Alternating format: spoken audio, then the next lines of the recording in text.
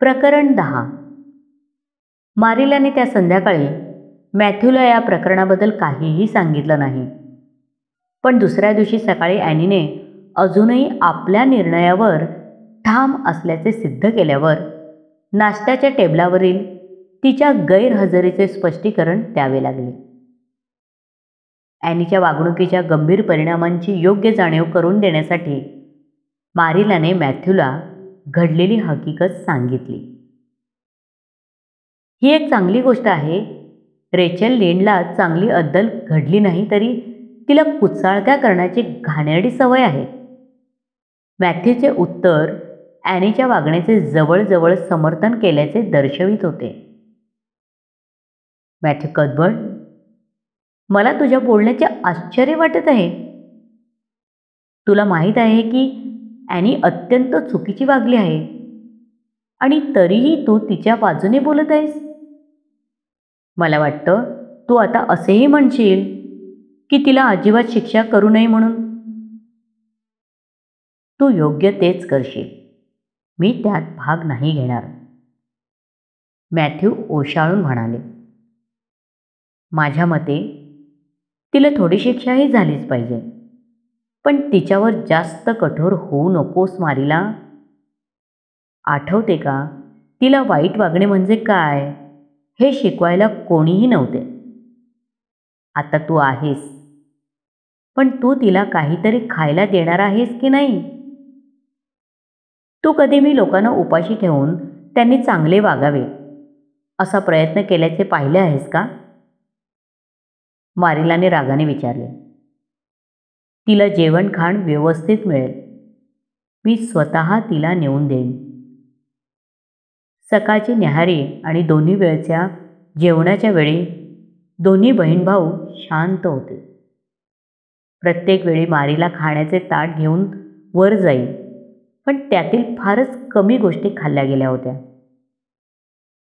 मॅथ्यूने त्या परत आलेल्या ताटांकडे पाहिले आणि त्यांना ॲनीने काही खाल्ले नसल्याचे पाहून काळजी वाटू लागली. मारिला मागच्या कुरणातून गायी आणण्यासाठी बाहेर पडली.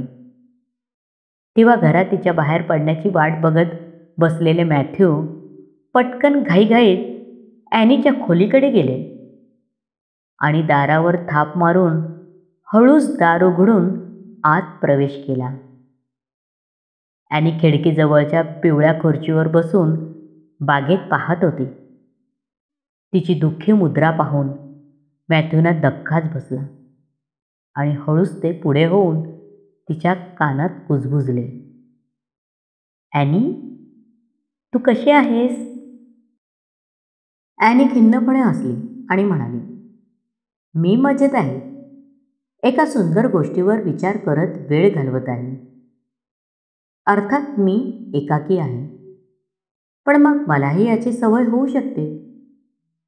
ॲनी परत हसली, जणू काही एकांतवासाच्या शिक्षाला दीर्घकाळ धैर्याचे तोंड देत असावी. मॅथ्यूना ते जे बोलण्यासाठी आले होते ते बोलण्याची खूप घाई होती. मारिला घरी परतण्यापूर्वी त्यांना तिथून निसटून जायचे होते. त्यांनी घाईघाईत बोलायला सुरुवात केली. ॲनी, तुला असे वाटत नाही का की मारिलाने सांगितल्याप्रमाणे मिसेस लिंडची माफी मागून विषय लवकरात लवकर संपून टाकावा?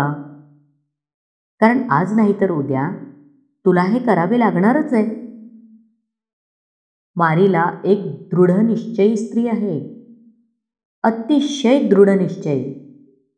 ॲनी, मी म्हणतो की लवकर माफी मागून विषय संपून टाक. तुम्हाला पण मी मिसेस लिंडची माफी मागायला हवी असे म्हणायचे आहे का? होय, माफी मागणे हेच अपेक्षित आहे, मॅथ्यू उत्सुकतेने म्हणाले. तू गोड बोलून अतिशय नम्रपणे माफी मागावीस असा माझा तुला सल्ला आहे. मला वाटतं की मी तुम्हाला खुश करण्यासाठी हे करू शकेन. ॲनी विचारपूर्वक म्हणाली, मला माफ करा असे म्हणणे पुरेसे खरे ठरेल, कारण मला आता खरोखरच वाईट वाटते. काल रात्री मला जराही वाईट वाटले नाही. मी रागाने पूर्णपणे वेडी झाले होते. अजिबात झोपले नाही. रात्रभर मी रागाने धुमसत होते. पण आज सकाळी सगळं संपलं होतं. प्रचंड थकावट जाणवत होती. मला माझीच लाज वाटत होती. पण मी मिसेस लिंड यांच्यापाशी जाऊन चूक कबूल करण्याचा विचार करू शकत नव्हते. ते खूप अपमानास्पद वाटले असते. तसे करण्यापेक्षा मी इथे कायमचे बंद राहायचे पसंत केले असते. पण तरीही मी तुमच्यासाठी काहीही करेन. जर तुम्हाला खरोखरच मी तसे करायला हवे असेल तर. आत्ता कसे शहाण्या मुलीसारखी बोललीस? तू नसल्याने रिकामे घर अगदी खायला उठल्यासारखे वाटत आहे. तेव्हा गोड बोलून आणि अतिशय नम्रपणे मनापासून माफी माग. होय, मी नक्कीच असे करू शकेन. मारीला येताच सांगेन की मला पश्चाताप झालाय. खूपच छान. पण मारीलाकडे मी तुला हे करायला सांगितले याची वाच्यता करू नको. मी याबाबतीत काही ढवळाढवळ करणार नाही असे कबूल केले आहे. माझ्यापासून कोणीही माझे रहस्य काढून घेऊ शकणार नाही. तिचे डोळे आनंदाने चमकले. मॅथ्यूनं स्वतःची शिष्टाई सफल झाली यावर अचंबित झाले आणि झटकन दूर घोडे चरत आलेल्या कुरणाकडे घाईघाईने निघून गेले. मारीलाला संशय येऊ नये म्हणून एवढी काळजी घेणे आवश्यक होते. मारीला घरी परतल्यावर माडीवरून मारीला हाक ऐकून आश्चर्यचकित झाले. काय? असे विचारत ती हॉलमध्ये गेली. मला माफ करा. मी माझ्या आंधळ्या रागापायी माझा तोल गमावला आहे आणि अतिशय वाईटपणे मिसेस लिंड यांचा अपमान केला. याचा मला पश्चाताप होत आहे. मी मिसेस लिंड यांच्याकडे जाऊन माफी मागण्यास तयार आहे. ॲनी म्हणाली. खूप छान. मारीला कोरडेपणाने म्हणाली. पण लगेच तिला माफ केल्याचा दिलासा दिला नाही. शेवटी ॲनी माफी मागायला तयार झाली नसती तर काय करायचे असा प्रश्न तिला पडला होता. तुझे दूध पिऊन झाल्यावर मग मी तुला खाली यायला परवानगी देईन, मारीला म्हणाली. त्यानुसार दूध पिऊन झाल्यावर मारीला आणि ॲन मिसेस रेचलकडे जायला निघाल्या. मारीला विजयी मुद्रेने ताट चालत होती तर ॲनी खांदे पाडून निराश झाल्याच्या चेहऱ्यावर दिसत होते. पण अचानक ॲनीची उदासीनता गायब झाली. तिने मान वर उचलून आकाशाकडे पाहिले. सूर्य अस्ताला जात होता. तिचा दबला गेलेला उत्साह सळसळून वर आला. मारीलाला हा बदल मानवला नाही. ती नाराज झाली. अपमानित झालेल्या मिसेस लिंड यांच्यासमोर माफी मागायला जाताना तिला पश्चाताप झाल्याचे दर्शवत नव्हते. ॲनी, तू काय विचार करत आहेस? तिने स्पष्टपणे विचारले. मी मिसेस लिंड यांची कशा प्रकारे माफी मागावी याचा विचार करत आहे, ॲनीने उत्तर दिले. हे समाधानकारक होते तरी काहीतरी गडबड आहे अशी मारीलाला शंका सतावू लागली. ॲनीला इतके उत्साही आणि आनंदी दिसण्याचे कोणतेही कारण नव्हते. किचनच्या खिडकीजवळ विणकाम करत बसलेल्या श्रीमती लिंड यांच्या समोर जाताच ॲनीचा आनंद उत्साह लोप पावला. चेहऱ्यावरचे तेज नाहीसे होऊन त्या ठिकाणी शोकपूर्ण पश्चाताप दिसू लागला. काही बोलण्याआधीच ॲनी मिसेस रेचल समोर गेली आणि अचानक गुडघे टेकले. मिसेस लिंड आश्चर्यचकित झाल्या. ॲनीने विनवणी करत हात पुढे केला. ओ मिस लिंड, मला माफ करा, थरथरत्या आवाजात ॲनी म्हणाली. मला माझ्या वागण्याचा इतका खेद होतो आहे की तो व्यक्त करायला माझ्यापाशी शब्द नाहीत. मी तुमच्याबरोबर अतिशय वाईट वागले. माझे पालक मॅथ्यू आणि मारिला, ज्यांनी मला ग्रीन गेबल्समध्ये आसरा दिला, त्यांचे नाव माझ्यामुळे बदनाम झाले. मी एक भयंकर दुष्ट आणि कृतघ्न मुलगी आहे आणि मी शिक्षा भोगण्यास पात्र आहे. आदरणीय लोकांच्या यादीमधून कायमचे काढून टाकण्याच्या लायकीचे आहे. तुम्ही जे काही बोललात ते सत्य होते. त्याबद्दल मी संतापाने बेभान व्हायला नको होते. त्यातील प्रत्येक शब्द खरा होता. माझे लाल रंगाचे केस, हाडकुळा बांधा, कुरूप, अजागळ यात काहीही खोटे नव्हते. मी तुम्हाला जे काही बोलले ते सुद्धा खरे होते, पण मी तसे बोलायला नको होते. हो मिसेस लेंड, कृपया मला क्षमा करा. तुम्ही जर मला माफ केले नाही तर माझ्यासाठी ते आयुष्यभराचे दुःख असेल. एका गरीब लहान अनाथ मुलीवर आयुष्यभर दुःख द्यायला तुम्हाला आवडणार नाही. जरी तिचा स्वभाव भयंकर असला तरी तुम्ही असे कराल का? माझी खात्री आहे तुम्ही असे करणार नाही. मिसेस लेंड, कृपया तुम्ही मला माफ केले आहे असे सांगावे. आणि हात जोडून डोके खाली वाकून त्यांच्या निर्णयाची वाट पाहत उभी होती. तिच्या प्रामाणिकपणाबद्दल शंका घेण्यास काहीच जागा नव्हती. तो तर तिच्या शब्दाशब्दात स्वरात भरून राहिला होता.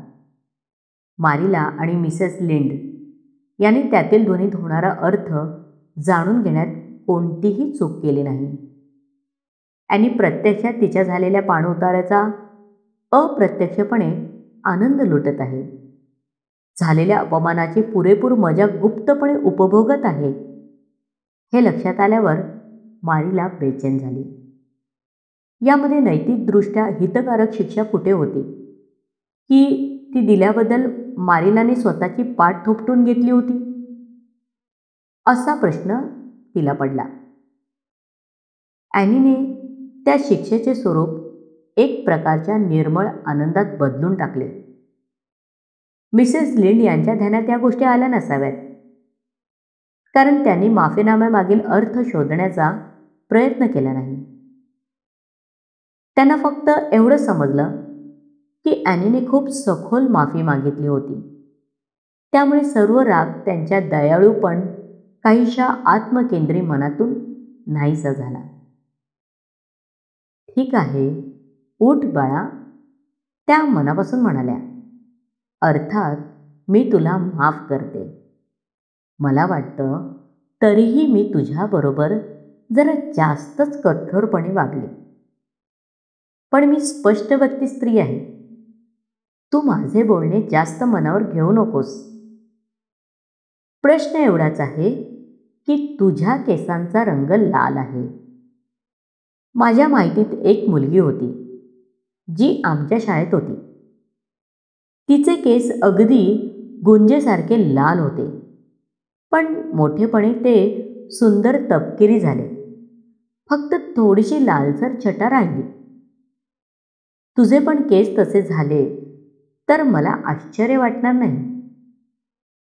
ते काही अगदी गुंजेसारखे लाल नाहीत.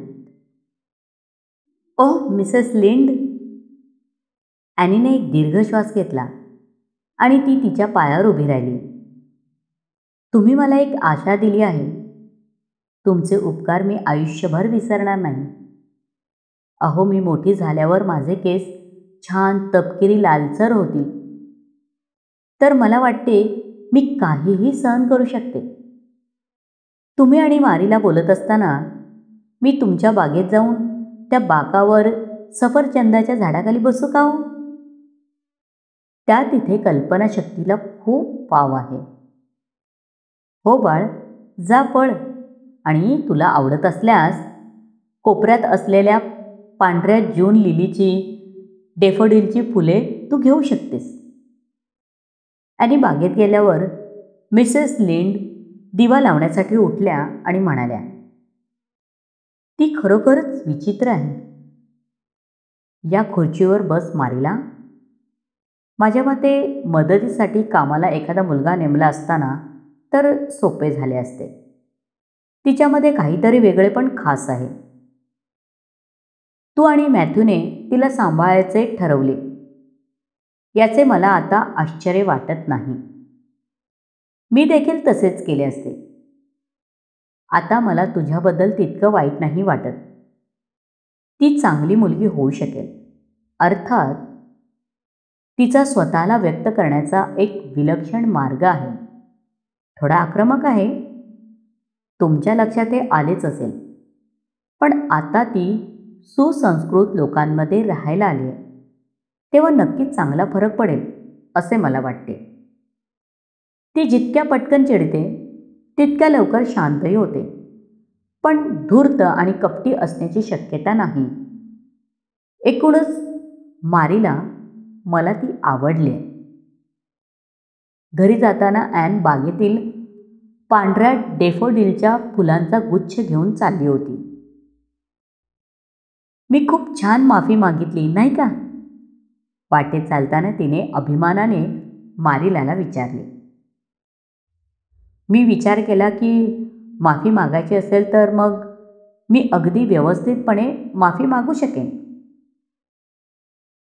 तू माफी व्यवस्थित मागितलीस हे कबूल करताना मारीलाला मनातून हसू येत होते. मिसेस लिंडच्या लक्षात यातील विसंगती न आल्याने गोष्टीवर हसणे तिला योग्य वाटत नव्हते. त्यासाठी ॲनीला दटावणे पण मूर्खपणा ठरला असता. शेवटी तिने तिच्या विवेकाशी तडजोड केली. ॲन, मला आशा आहे की तुझ्यावर अशी अनेक वेळा माफी मागण्याची वेळ येऊ नये आणि तू आता तुझ्या रागावर नियंत्रण ठेवण्याचा प्रयत्न करशील. जर लोकांनी मला माझ्या दिसण्याबद्दल जास्त टिप्पणी केली नाही तर असे प्रसंग कमी येतील. मला इतर कोणत्याही गोष्टीचा इतका त्रास होत नाही जितका मला माझ्या केसांचा होतो. मी त्यांना खूप कंटाळले. त्यामुळे कोणी त्यांचा साधा उल्लेखही केला ना तरी माझ्या रागाला उकळी फुटते. मी मोठी झाल्यावर माझे केस खरोखरच सुंदर तपकिरी लालसर होतील असे तुम्हाला वाटते का? तू तुझ्या दिसण्याबद्दल इतका विचार करू नयेस ॲनी. मला भीती वाटते की तू खूप व्यर्थ मुलगी आहेस. मी एक साधी सरळ मार्गी सालस आहे हे मला माहीत आहे. मी व्यर्थ कशी होऊ शकते? ॲनीने विरोध दर्शवला. मला सुंदर गोष्टी आवडतात आणि मला स्वतःला आरशात पाहताना सुंदर नसलेले काहीतरी पाहणे आवडत नाही. यामुळे मला खूप वाईट वाटते. जसे मी कोणत्याही कुरूप गोष्टीकडे पाहते ना तेव्हा तसे वाटते. मला त्याची दया येते कारण ती सुंदर नाही. माणसाचा देखणेपणा म्हणजे चांगले सुंदर दिसणे नाही तर चांगली वर्तणूक हा आहे. मारीलाने पुस्ती जोडली. मला हे आधी ऐकलेले नाही, परंतु मला त्याबद्दल शंका आहे. ॲनी तिच्या फुलांच्या गुच्छाकडे पाहत म्हणाली, अरे ही फुले किती गोड आहेत ना. मिसेस लिंड यांनी मला ती दिल्याबद्दल मला खूप आनंद झाला. आत्ता माझ्या मनात मिसेस लिंड यांच्याबद्दल कोणतीही कटू भावना उरली नाही. माफी मागणे आणि माफ करणे दोन्ही दिलासा देतात. आज चांदणे खूप छान पडले. तुम्हाला वाऱ्यावर तरंगत राहायला आवडेल का हो? मला त्या मोठ्या टेकडीवर वाऱ्यावर तरंगत राहायला आवडले असते. ॲनी, तुझ्या तोंडाला जरा कुलूप घालतेस का ग? ॲनीच्या अखंड बडबड ऐकून मारीला थकून गेली होती. ॲनी अचानक मारीलाच्या जवळ आली आणि आपला हात तिच्या तळहातावर ठेवला. घरकामाने, गाईगुरांच्या देखभालीने तसेच शेतीतील कामाने मारीलाच्या तळहात खरखरीत झाला होता. लहान मुलीच्या कोवळ्या हाताच्या स्पर्शाने तिला सुखद अनुभूती जाणवली. हृदयात काहीतरी उबदार आणि आनंददायी भावना उमटली. आपले असे घर असणे किती छान आहे, नाही का? मला याआधी कोणत्याही राहण्याच्या जागेचे प्रेम वाटले नव्हते. कुठलीही जागा ग्रीन गेबल्ससारखी वाटलीही नव्हती. अरे मारिला, मी खूप आनंदी आहे. मी आत्ताच प्रार्थना करू शकते आणि आत्ता मला ते कठीण वाटत नाही. तू चांगली मुलगी बनशील तर तू नेहमी आनंदी राहशील ॲनी. आणि तुला तुमची प्रार्थना म्हणणे कधीही कठीण वाटू नये. एखादी प्रार्थना म्हणणे म्हणजे देवाबरोबर बोलणे होय. ते सगळ्यांचे एक असू शकत नाही. मी अशी कल्पना करणार आहे, झाडांच्या माथ्यावरून वाहणारा वारा मीच आहे. तिथे कंटाळा आला की या हिरव्यागार गवताच्या पात्यांना, गवत फुलांना थरथरून सोडेल. तसाच मग मिसेस लिंडच्या बागेत जाऊन तिथल्या झाडांना, पाना फुलांना नाचायला लावेल. नंतर चमचमणाऱ्या पाण्याच्या तलावाच्या पाण्याला स्पर्श करून लहान मोठे तरंग निर्माण करेन. अरेच्छा, वारा बनण्याच्या कल्पनेत किती आनंद आणि गमतीजमती आहेत. त्यामुळे मी आत्ताच काही बोलणार नाही मारिला. त्यासाठी देवाचे आभार. मारिलाने सुटकेचा निश्वास सोडला. प्रकरण 11. बरं, तुला मी शिवलेले नवीन कपडे आवडले का? मारिलाने विचारले. पलंगावर 3 नवीन ड्रेस पडले होते. त्यापैकी एक चॉकलेटी रंगाचा चौकड्याच्या कापडाचा साधा ड्रेस होता, जो उन्हाळ्यात वापरण्यास योग्य होईल म्हणून मारिलाने आणला होता. उरलेले 2 पैकी एक काळ्या पांढऱ्या सॅटिनचा आणि दुसरा छापील प्रिंट असलेला गडद निळ्या रंगाचा होता. सगळे कपडे मारिलाने स्वतः शिवले होते. तिन्ही एकसारखे अगदी साधे स्कर्ट ब्लाऊज शिवलेले होते. त्यांना फारसा घेर नव्हता. हाताच्या बाह्या पण अगदी साध्या होत्या. मला ते आवडले आहेत अशी मी कल्पना करेन, आणि शांतपणे म्हणाली. तुला आवडले आहे अशी नुसती कल्पना मला नको, मारिला नाराज होऊन म्हणाली. मला दिसत आहे की तुला कपडे आवडले नाहीत. त्यांना काय हरकत आहे? ते नीटनेटके, स्वच्छ आणि नवीन नाहीत का? हो, मग तुला ते का आवडत नाहीत? ते सुंदर नाहीत, ॲनी अनिच्छेने म्हणाली. सुंदर? मारिला नाक उडवत म्हणाली. मला तुझ्यासाठी सुंदर कपडे शिवण्यासाठी जास्त त्रास करून घ्यायचा नाही. मी तुला आत्ताच सांगते, मला कपड्यांच्या बाबतीत जास्त लाड करायला आवडत नाही. फॅशनेबल कपडे तर अजिबातच नाही. साधेसुधे, टिकाऊ, मळखाऊ रंगाचे कपडे मी निवडेन. त्याला झालर वगैरे असणार नाही. तपकिरी आणि गडद निळा शाळेसाठी आणि सॅटिनचा ड्रेस चर्चला आणि संडे स्कूलला जाताना घालता येईल. तू ते कपडे स्वच्छ धुवून नीटनेटकेपणे वापरशील. खेळताना फाडणार बिडणार नाहीस.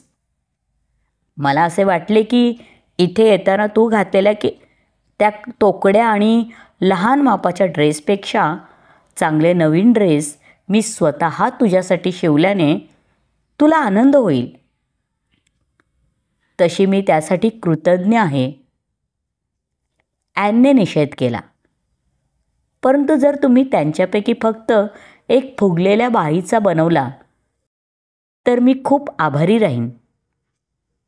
फुग्याच्या हाताची आता खूप फॅशन आहे. मारीला फक्त फुगलेल्या बाही असलेला ड्रेस घालायला मला खूप आनंद होईल. तर मग तुला तो आनंद मिळणे कठीण आहे.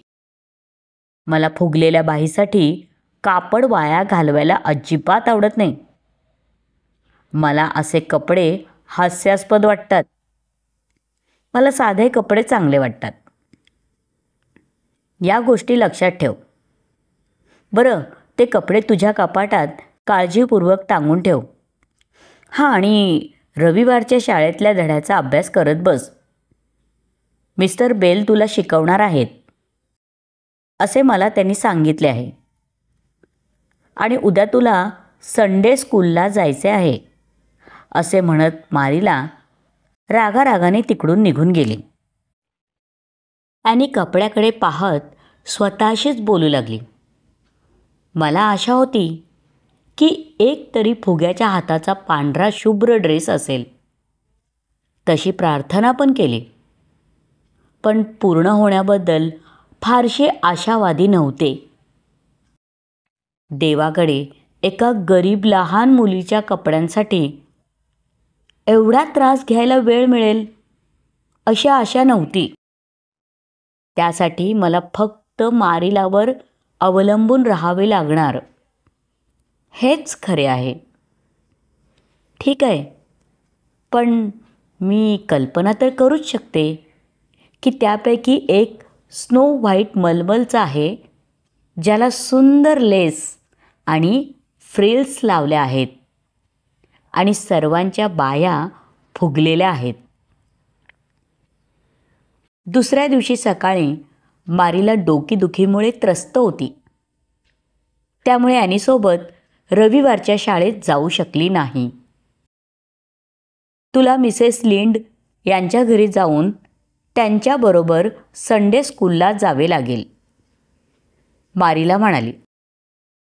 त्यांना तुझा वर्ग दाखवायला सांग. वर्गात नीट वाग आणि लोकांकडे टक लावून बघू नको. हां, आणि वेडेवाकडे चाळे पण करू नको. चर्चच्या पेटी टाकायला हे पैसे घे. आणि शाळेतून आल्यावर तिकडे काय काय झालं ते मला सांग. आणि एकटीच चर्चमधील शाळेला जायला निघाली. काळा पांढरा सॅटिनचा ड्रेस उंचीला लांब असला तरी एकंदरीत अगदीच साधा होता. त्याचप्रमाणे टोपी पण छोटीशी होती. जुन्या पद्धतीची सपाट चकचकीत टोपी ॲनीच्या मनाला भावली नाही. वाटेत रस्त्याच्या कडेला गुलाब आणि सोनपिवळ्या बटरकपची फुले फुलली होती. त्या फुलांनी ॲनीने आपली टोपी सजवली. इतर लोक काय म्हणतील याचा विचारही तिच्या मनाला शिवला नाही. आनंदाने गुलाबी पिवळ्या फुलांनी सजवलेली टोपी डोक्यावर घालून ती अभिमानाने ताठपणे चालत मिसेस लिंड यांच्या घरी गेली. परंतु त्या अगोदरच घराबाहेर पडल्या होत्या. अजिबात न घाबरता ॲनी एकटीच चर्चकडे निघाली. तिकडे गेल्यावर बऱ्याच लहान मुली जमलेल्या दिसल्या. बहुतेक मुलींचे ड्रेस गुलाबी, पांढरा, निळसर अशा रंगांचे होते. सर्वजणी ॲनीकडे कुतूहलाने पाहू लागल्या. तिच्या सजवलेल्या टोपीने सगळ्यांचे लक्ष वेधून घेतले. शिवाय अगोदरच मिसेस लिंड यांच्याकडून तिच्या स्वभावाची जाहिरात सगळीकडे पसरली होती. ग्रीन गॅबल्समध्ये तिला अनाथ आश्रमातून आणले आहे. ती सतत स्वतःशी किंवा झाडांशी आणि फुलांशी वेड्यासारखी बोलत असते. अशी कुजबूज त्या मुलींमध्ये सुरू झाली. कोणी तिच्याबरोबर ओळख करून घ्यायला पुढे आले नाही. प्रार्थना आणि पाठांतर झाल्यावर ॲनीला मिस रॉजर्सनच्या वर्गात प्रवेश मिळाला. मिस रॉजर्सन 20 वर्षे रविवारच्या शाळेत शिकवत असत. त्या पुस्तकातील छापलेल्या प्रश्नांची उत्तरे तोंडी विचारत असत. त्यांनी वर्गात ॲनीकडे पाहून बरेच प्रश्न विचारले. सुदैवाने मारिलाने तिच्याकडून चांगली तयारी करून घेतल्याने ॲनीने पटापट उत्तरे दिली. पण तिला प्रश्न अथवा उत्तरे कितपत समजली हा एक प्रश्नच होता. ॲनीचे लक्ष इतर मुलींच्या फुग्याच्या बाह्यांकडे होते आणि मनातून ती खंतावत होती. त्याशिवाय तिला आयुष्य व्यर्थ आहे असे वाटू लागले होते. बरं, तुला रविवारची शाळा आवडली का? ॲनी घरी आल्यावर मारिलाने पहिला प्रश्न केला. टोपीची सजावट तोपर्यंत सुकली होती म्हणून तिने वाटेत फेकून दिली होती. त्यामुळे त्याविषयी मारिला अनभिज्ञ राहिली. मला शाळा थोडी देखील आवडली नाही. खूप भयंकर होती.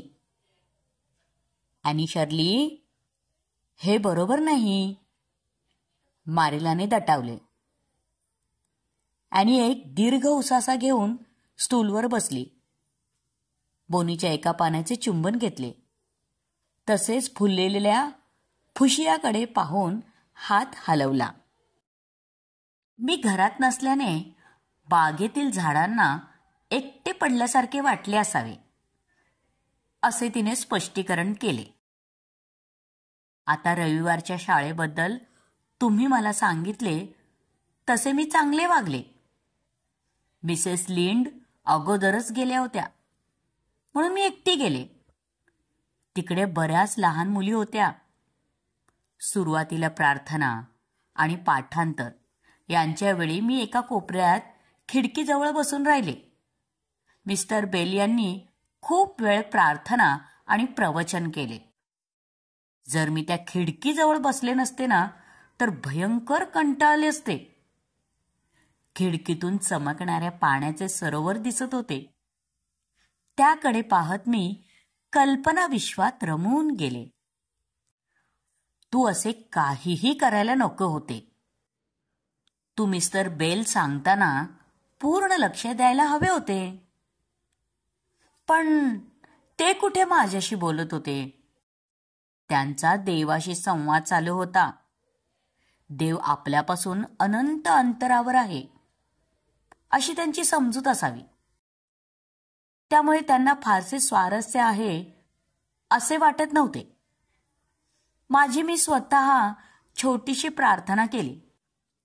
मी आपली तलावावर झुकलेल्या पांढऱ्या बरच्या झाडाच्या फांदीमधून सूर्यप्रकाश ओघळून चमचमत्या पाण्यावर नृत्य करताना पाहत होते. मारिला, ते एका सुंदर स्वप्नासारखे होते. त्याबद्दल मी फक्त 2-3 वेळा देवाला धन्यवाद दिले.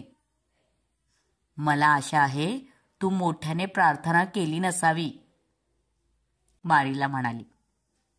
नाही, अगदी मनातल्या मनात प्रत्येक श्वासाबरोबर. मिस्टर बेल यांची प्रार्थना संपल्यावर मग मिस रॉजर्सन यांचा क्लास झाला. वर्गात 9 मुली होत्या. प्रत्येकीच्या ड्रेसच्या बाह्या फुग्याच्या होत्या. मी कल्पना केली की मी माझ्या ड्रेसचे हात फुल्यांचे आहेत. घरी एकटीने असा विचार करणे ठीक होते, पण खरोखरच इतर मुलींचे फॅशनेबल कपडे पाहून मला खोटे खोटे तसे वाटून नेणे जमले नाही. तुला ना शाळेत ड्रेसबद्दल विचार करण्याऐवजी शिकवत असलेल्या धड्यांचा विचार करायला पाहिजे, एवढे तरी समजत असेल अशी मी आशा करते. हो, मी मला विचारलेल्या सर्व प्रश्नांची उत्तरे दिली, पण मला सुद्धा तिला बरेच काही विचारायचे होते, परंतु मला ते शक्य नाही झाले. मग मुलींनी बायबलमधील स्तोत्रे म्हणून दाखवली. मला पण म्हणायला सांगितले, पण मला पाठ नसल्याने पुढच्या रविवारपर्यंत पाठ करायचे कबूल केले. मला पाठ असलेली कविता म्हणून दाखवायची तयारी दाखवली, पण ती देवाच्या संदर्भात नसल्याने मला परवानगी मिळाली नाही. शाळा संपल्यावर मिसेस लेंडनी आपल्या कुटुंबाच्या नावे असलेला बेंच दाखवला. त्यावर बसून मी देवाच्या वाणीमधील 2 अध्यायातील श्लोक शांतपणे ऐकले. त्यासाठी खूप वेळ लागला. मला अगदीच एकसुरी आणि कंटाळवाणे वाटले.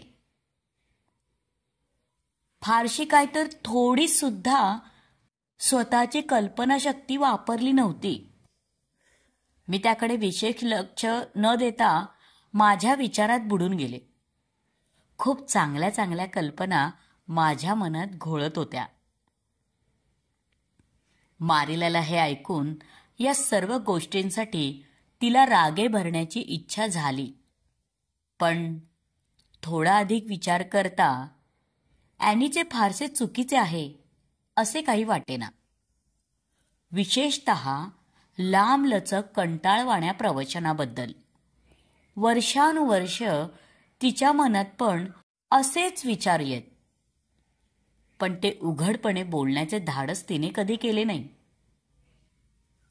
मारीला स्वतः स्पष्ट वक्ती असूनही मनातील गुप्तपणे वास करणारे गंभीर विचार आज अचानक या अनाथ मुलीच्या रूपात प्रकट होऊन जणू त्याला वाचा फोडत असल्याचा भास झाला. प्रकरण 12. पुढच्या शुक्रवारी मारिलाला मिसेस लिंडकडून रविवारी चर्चमध्ये जाताना फुलांनी सजवलेल्या ॲनीच्या टोपीची गोष्ट समजली. घरी आल्यावर लगेच तिने ॲनीला हाक मारली आणि विचारले, अगं, हे मी काय ऐकते? टोपीला कोणी फुलांनी सजवतं का? सगळ्या लोकांनी त्याची किती टर उडवली. याची तुला कल्पना तरी आहे का? मला गुलाबी आणि पिवळा रंग शोभत नाही, ॲन तोंड पाडून म्हणाली. मुळात टोपी फुलांनी सजवणे हाच मूर्खपणा आहे. यात फुलांच्या रंगाचा कुठे प्रश्न येतो? खरोखरच तू एक अशक्य कोटीतील मुलगी आहेस. कित्येक मुलींनी तर ड्रेसवर पण नकली फुले लावली होती, मग टोपीवर खरी फुले लावली तर तो मूर्खपणा कसा? मला उलट उत्तर देऊ नकोस. पुन्हा असा वेडेपणा करणार नाही याची काळजी घे. तुझा अवतार पाहून मिसेस लिंड म्हणत होती की ती अगदी ओशाळून गेली. त्या तुला टोपीवरचे फुले काढून टाकायला सांगण्यापूर्वीच लोकांनी पाहिले होते. सर्वजण आपापसात कुजबुजत होते. त्यांनी या साऱ्या गोष्टींचा दोष मला दिला असणार आणि सगळीकडे माझी टिंगल झाली असणार. अरे, मला माफ करा, ॲनी म्हणाली. तिच्या डोळ्यात अश्रू आले. मला कधीच वाटलं नाही की तुम्हाला हे आवडणार नाही. गुलाब आणि बटरकप इतके गोड आणि सुंदर होते की ते माझ्या टोपीवर सुंदर दिसतील असे मला वाटले. अनेक मुलींच्या टोपीवर पण फुले होती, पण ती कृत्रिम फुले होती. मला भीती वाटते की मी तुमच्यासाठी एक त्रासदायक गोष्ट ठरणार आहे. कदाचित तुम्ही मला आश्रमात परत पाठवाल. तसे जर झाले ना, तर ती गोष्ट माझ्यासाठी दुर्दैवी असेल. मला वाटत नाही की मी ते सहन करू शकेन. बहुधा मी दुःखाने मरून जाईन. तशीही मी फार सशक्त नाही, पण तुमच्या त्रासाला मी कारण होण्यापेक्षा मरण आलेले चांगले. परत एकदा मूर्खपणा. मारीला ॲनी रडायला लागल्याने ती स्वतःवरच चिडली. मला तुला आश्रमात परत पाठवायचे नाही हे नक्की आहे. माझी फक्त एवढीच इच्छा आहे की तू इतर लहान मुलींसारखी वागली पाहिजे आणि उगाच स्वतःला हास्यास्पद बनवू नये. अगोदर रडणे थांबव. माझ्याकडे तुला सांगायला एक छानशी बातमी आहे. डायना बॅरी आज दुपारी परत घरी आली आहे. मी मिसेस बॅरींकडून स्कर्टचा पॅटर्न आणायला जाणार आहे. जर तुला आवडत असेल तर तू माझ्यासोबत चल आणि डायना बरोबर ओळख करून घेईल. हे ऐकताच ॲनी हात जोडून उभी राहिली. तिचे अश्रू गालावर अजूनही ओघळत होते. अरे मारीला, मला भीती वाटते. तिला सुद्धा मी आवडले नाही तर? मग मात्र माझी घोर निराशा होईल.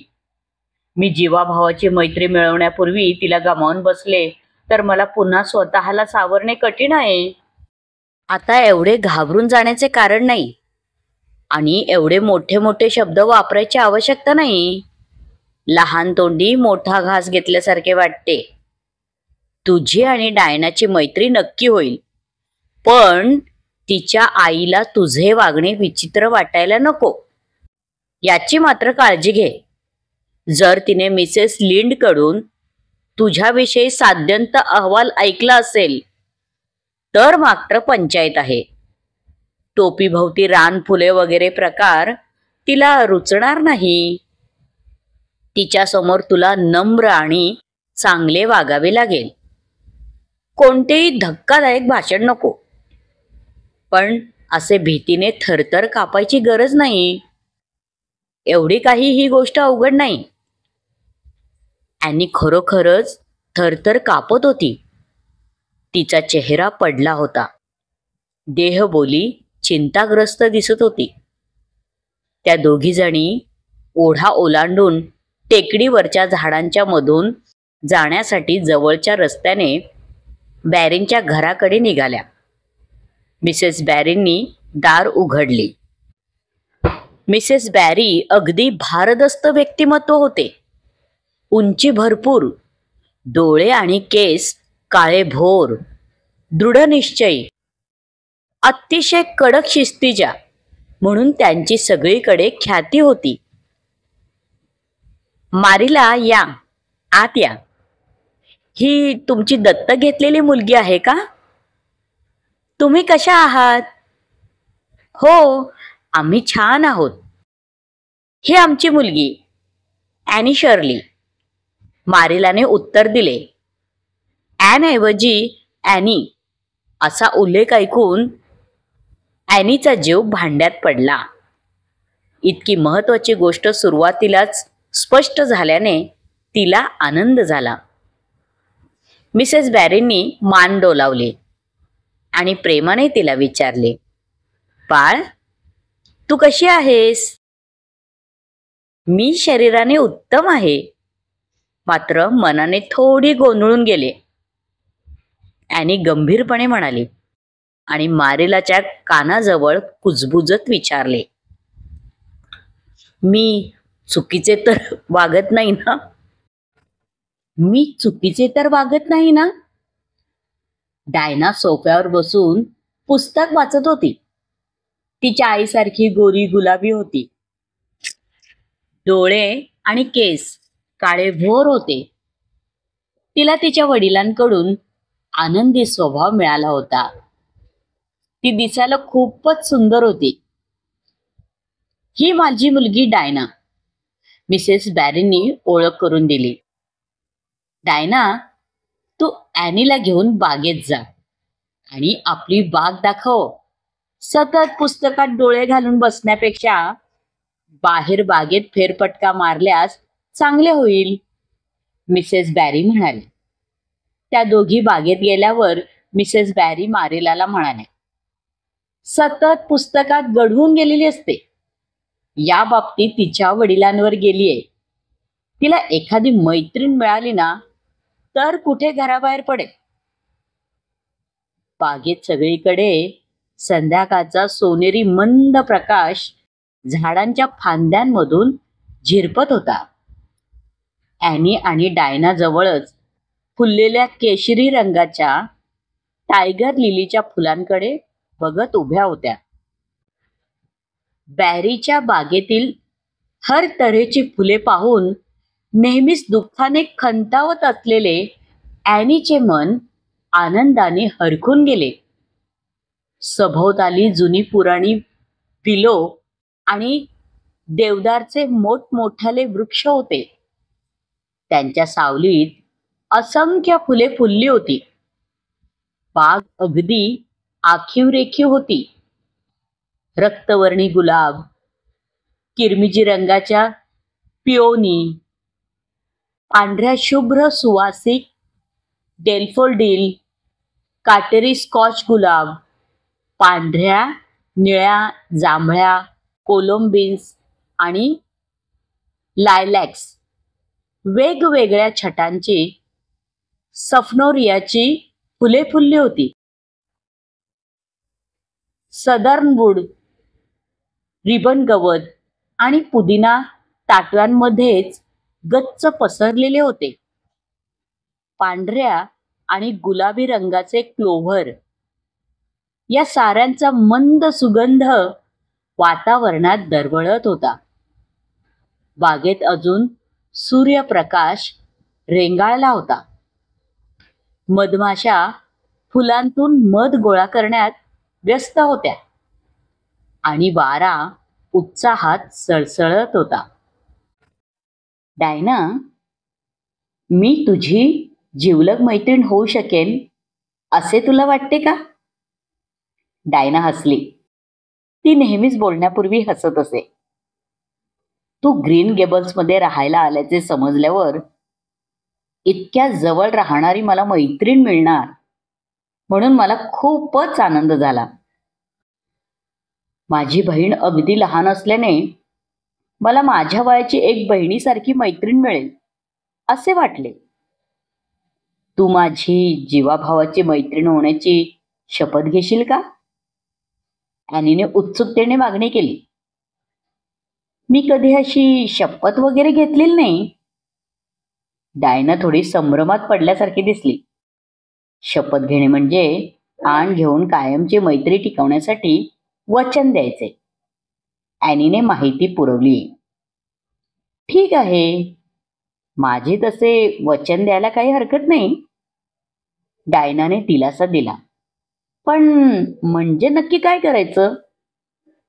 खरे तर वाहत्या पाण्यासमोर हात जोडून वचन द्यायचे असते, पण तिकडे लांब वाहणाऱ्या ओढ्याच्या काठी आपण आहोत अशी कल्पना करूया. आता मी म्हणते, जोपर्यंत सूर्य आणि चंद्र टिकून राहतील तोपर्यंत मी माझ्या जवळच्या मैत्रिणीशी डायना बॅरीशी विश्वासू राहण्याची शपथ घेत आहे. आता तू म्हणताना माझे नाव घे. डायनाने हसून शपथ घेतली आणि म्हणाली, तू एक अजब मुलगी आहेस असे मी आधी ऐकले होते, पण मला तू खूप आवडशील यात मात्र शंका नाही. मारीला आणि ॲनीला सोडायला डायना ओढ्यावरील पुलापर्यंत पोचवायला गेली. घरी पोहोचल्यावर मारीलाने ॲनीला नवीन मैत्रीण कशी वाटली असे विचारले. तेव्हा ॲनी म्हणाली, मी प्रिन्स एडवर्ड बेटावरची सर्वात आनंदी व्यक्ती आहे. आज प्रार्थना करताना मी देवाचे आभार नक्कीच मानेन. उद्या आम्ही दोघी त्यांच्या बागेत भातुकली खेळणार आहोत. मला डायना वाचायला एक पुस्तक देणार आहे आणि जंगलातील वेगवेगळी रानफुले पण दाखवणार आहे. ती मला एक छान गाणी शिकवणार आहे. शिवाय एका सुंदर स्त्रीचे चित्र पण देणार आहे. मला पण तिला काहीतरी द्यायला आवडेल. ती म्हणाले की तिला माझ्यासारखे बारीक व्हायला आवडेल. बहुधा मला बरे वाटण्यासाठी म्हणाली असावी. आणि आम्ही की नाही ओढ्यावरच्या धबधब्याचे वनराणीचा साज हे नाव पक्के केले आहे. ठीक आहे, आता मी काय सांगते ते ऐक. तिन्ही त्रिकाळ तुला खेळ, गोष्टी आणि अखंड बडबड करता येणार नाही. तुला तुझे काम सर्वात अगोदर पूर्ण करावे लागेल. मारिलाने आठवण करून दिली. आज ॲनचा आनंदाने भरलेला कप मॅथ्यूमुळे ओसंडून वाहू लागला. त्यांनी कारमोडी येथील दुकानातून आणलेला चॉकलेटचा पुडा घरी आल्या आल्या ॲनीच्या हाती सुपूर्द केला. दात खराब होतील, पण ॲनी अगदी रडवेली होऊ नको. तुला चॉकलेट मिळतील, पण सगळी एकदम खाऊ नको. तुझ्यासाठीच मॅथ्यूने आणली आहेत. त्यापेक्षा पेपरमिंटच्या गोळ्या आणायला हव्या होत्या. त्या चॉकलेटपेक्षा चांगल्या असतात, मारिलाने समजावले. अरे नाही, खरंच मी सर्व एकट्याने नाही खाणार, ॲनी उत्सुकतेने म्हणाली.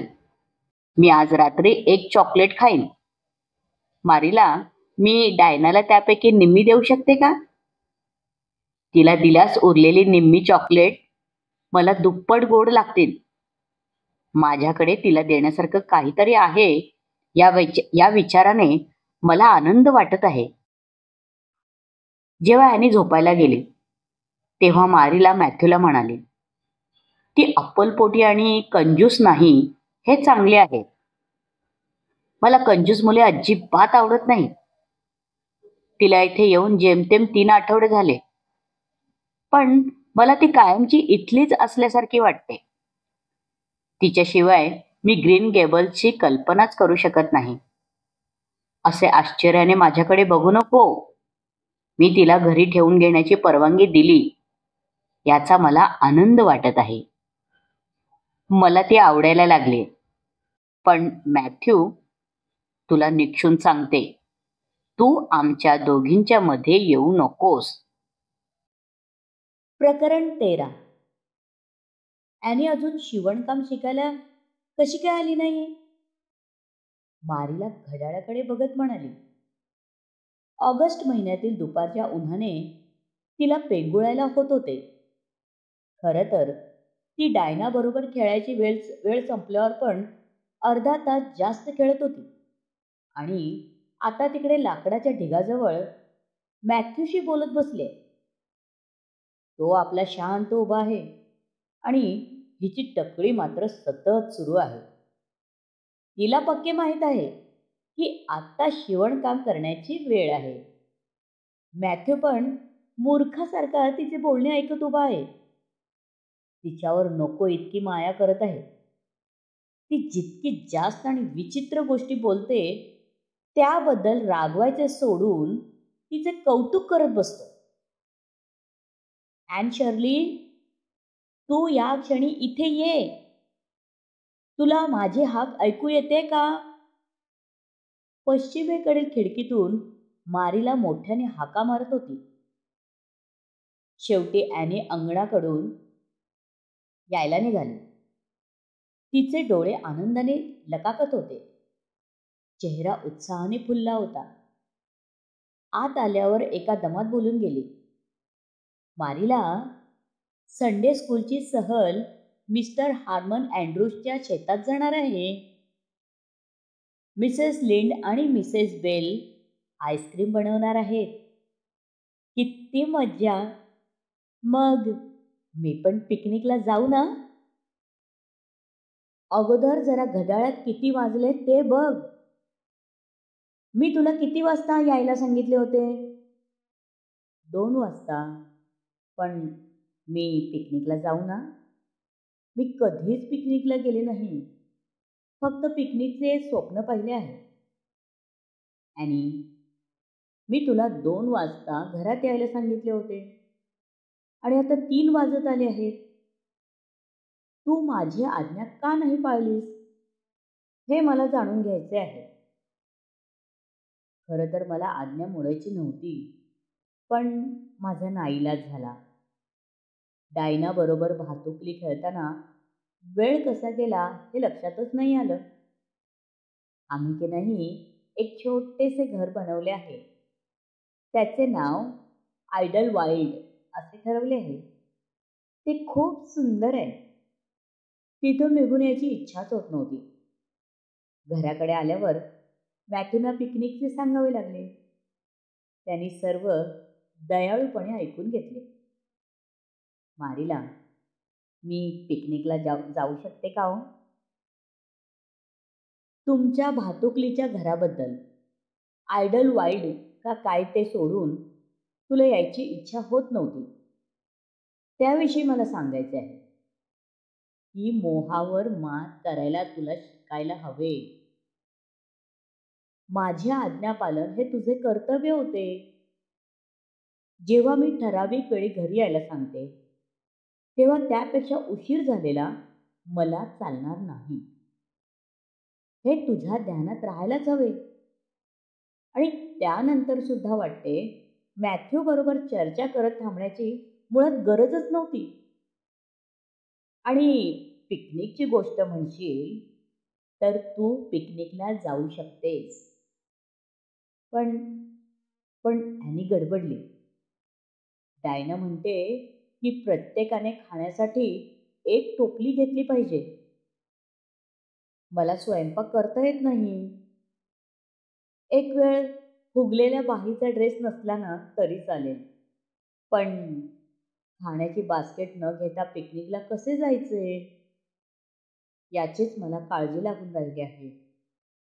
त्याची काळजी करण्याची काही गरज नाही. मी तुला टोपलीवर खाऊ बनवून देईन. खरंच? मारीला, तुम्ही किती दयाळू आहात. मी तुमचे उपकार कधीच विसरणार नाही. असे म्हणत ॲनीने मारीलाला घट्ट मिठी मारली आणि गालाचा पापा घेतला. मारीला क्षणभर भांबावली आणि नंतर आयुष्यातील प्रथमच बालिश ओठांचा गालाला झालेल्या स्पर्शाने मोहरून गेली. मारीला मनातून खूप खुश झाली, पण ते प्रगट न होऊ देता ॲनीला रागे भरू लागले. अगं काय हा वेडेपणा. तुला सांगितलेले ऐकायला आणि त्याप्रमाणे वागायला शिक. तुला मी स्वयंपाक शिकवणार आहे. तशी तू हुशार आहेस, पण जरा शांत आणि स्थिर राहायला कधी शिकशील हे पाहण्याची मी वाट पाहते. स्वतःला आणि स्वतःच्या विचारांना इस्ततः भटकू नको देऊस. आता शिवणकामाचा पॅचवर्क चौकोन चहाच्या वेळेपूर्वी तयार व्हायला हवा. मला पॅचवर्क नाही आवडत, ॲनी गंभीरपणे म्हणाली. शिवणकामाच्या पेटीतील लाल पांढऱ्या चमकणाऱ्या मण्यांशी खेळत एक उसासा टाकत म्हणाली, शिलाई करण्यात थोडीफार कल्पनाशक्ती वापरता येते, पण पॅचवर्कमध्ये एकामागून एक टाकेच तर घालायचे असतात. त्यात आपले कौशल्य कुठेच दिसत नाही. मला त्याचा कंटाळा येतो. डायनाबरोबर खेळताना वेळ कसा संपला ते समजलंच नाही. तसाच वेळ पॅचवर्क करताना संपायला हवा. ओढ्याच्या पलीकडे पांढऱ्या बर्चच्या झाडाची रांग आहे. तिथे भातुकलीच्या खेळातील घर बनवले आहे. त्याचे नाव आयडल वाईल्ड असे ठेवले आहे. किती छान आहे नाही. शेतातील तळ्याला बिल लोमेल असे नाव दिले आहे. आम्ही दगड बसण्यासाठी आणि लाकडाच्या छोट्या पट्ट्यांची कपाटे पण बनवली. एक सुंदर चिनी मातीची प्लेट आणि काचेचा ग्लास पण आहे. त्यात इंद्रधनुष्याचे रंग दिसतात. आम्ही त्याला परीराणीचा ग्लास म्हणतो. मॅथ्यू आम्हाला टेबल पण बनवून देणार आहे. डायना कोपऱ्यापर्यंत बाह्य असलेल्या नवीन ड्रेस पिकनिकला घालणार आहे. बुधवारपर्यंत कोणतीही अडचण आली नाही म्हणजे मिळवलं. कारण जर मला पिकनिकला जाता नाही आलं ना तर ते माझ्यासाठी आयुष्यभराचे दुःख होईल. काहीही झाले तरी मी ते चुकवणार नाही. त्या दिवशी लेक ऑफ शायनिंग वॉटरवर बोटी असणार आहे आणि आईस्क्रीम पण. मी यापूर्वी कधीच आईस्क्रीम खाल्ली नाही. ॲनीची अखंड बडबड सुरू होती. ॲनी, तू घड्याळात मोजून सलग 10 मिनिटे बोलत आहेस. आता थोडा वेळ शांत बसायला काय घेशील? मारीला म्हणाली. तेवढ्या वेळ ती शांत बसली, पण पुढचा संपूर्ण आठवडा ती पिकनिकविषयीच बोलत होती. सतत पिकनिकचा विचार करत होती आणि पिकनिकचे स्वप्न पाहत होती. त्यात आणखी भर म्हणजे शनिवारी पाऊस पडला. तो बुधवारपर्यंत राहील की काय या भीतीने पार वेडावून गेली होती.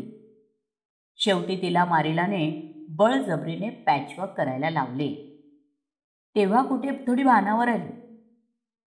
रविवारी चर्चमध्ये पिकनिकची परत एकदा घोषणा झाली. ॲनीचा जीव एकदाचा भांड्यात पडला. तसे तिने मारीलाकडे कबूल केले होते. गेले आठवडाभर मारीला तिच्या जीवाची घालमेल बघत होती. शेवटी न राहून ती ॲनीला म्हणाली, ॲनी, एखाद्या गोष्टींवर इतके जास्त लक्ष केंद्रित करणे योग्य नाही. जास्त अपेक्षा केल्या असतील आणि त्यानुसार इच्छित गोष्ट प्राप्त नाही झाली तर पदरी घोर निराशा पडते. मारीला, माझ्या मते एखाद्या गोष्टीची अभिलाषा धरण्यात आनंद मिळतो. मग भले तर इप्सित साध्य झाले नाही तरी कामनापूर्तीची प्रतीक्षा करण्यातील आनंद कोणीही हिरावून घेऊ शकत नाही. मिसेस लिंड म्हणतात की अपेक्षांचे ओझे बाळगले नाही तर कधीही निराशा येणार नाही. मला ते पटले नाही. मला वाटते एखाद्या गोष्टीची अपेक्षा न करणे हे न निराश होण्यापेक्षा वाईट आहे. मारीलाने नेहमीप्रमाणे त्या दिवशी चर्चला जाताना तिचा नीलम ब्रोच घातला. तिच्यासाठी तो ब्रोच अतिशय महत्त्वाचा होता. ती मौल्यवान वस्तू तिला तिच्या आईकडून मिळाली होती. शिवाय आईची आठवण म्हणून देखील बहुमूल्य होती. तिच्या तपकिरी रंगाच्या ड्रेसवर त्यांची शोभा अधिकच खुलून दिसत असे. ॲनीने तो ब्रोच पहिल्यांदा पाहिला तेव्हा तिला आनंद झाला. ओ हो मारीला, किती सुंदर ब्रोच आहे. तुम्ही प्रवचन किंवा प्रार्थना चालू असताना त्याकडे लक्ष देऊ शकता हे मला माहीत नाही. मी नाही करू शकणार, मला माहीत आहे. मला वाटते की नीलम खूप सुंदर असतात. पूर्वी मला नीलम आणि हिरे एकच असतात असे वाटत होते. जेव्हा मी एका बाईच्या अंगठीमधील हिरा पाहिला तेव्हा समजले की हिरा मला वाटत होता तसा जांभळा नसतो. आता खराखुरा जांभळा नीलम बघायला जरा तुमचा ब्रोच माझ्या हातात द्याल का? तुम्हाला असे वाटते की काय की त्यामध्ये पण खरोखरचा जांभळा रंगाचा आत्मा राहत असेल?